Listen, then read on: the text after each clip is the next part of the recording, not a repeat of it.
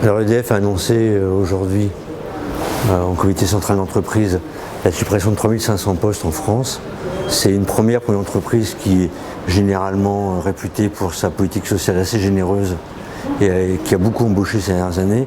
Et ça marque véritablement un tournant pour cette entreprise qui est née après la guerre.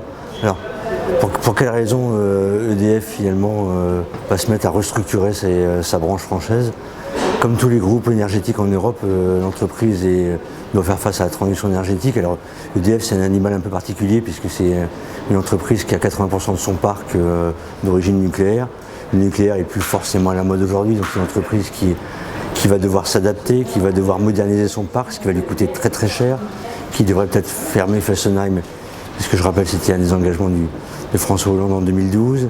C'est une entreprise qui va avoir énormément de besoins financiers, qui est déjà beaucoup endetté et qui aura peut-être pas les moyens de tout faire. Il y a la transition énergétique qui arrive, la nécessité de faire beaucoup de renouvelables, reconquérir des clients après la perte de son monopole.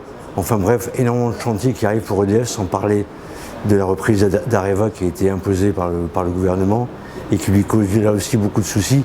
Il y a un peu une valse des milliards, hein, le fameux grand carénage, qui est le projet de modernisation de l'ensemble du parc des 58 réacteurs français, porté grosso modo les réacteurs d'une durée de vie de 40 à 50 ans, c'est 50 milliards d'euros.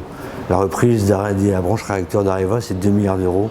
Le projet Hinkley Point, qui est l'EPR anglais que EDF va construire, c'est 23 milliards d'euros. Il y a une espèce de valse des milliards qui tourne un petit peu autour de l'entreprise et auquel l'entreprise a de plus en plus de mal à faire face, ce qui pose la question de son actionnaire, qui est l'État, qui en même temps lui réclame beaucoup d'argent en termes de dividendes et qui a fait le choix de la laisser s'endetter plutôt que de la recapitaliser.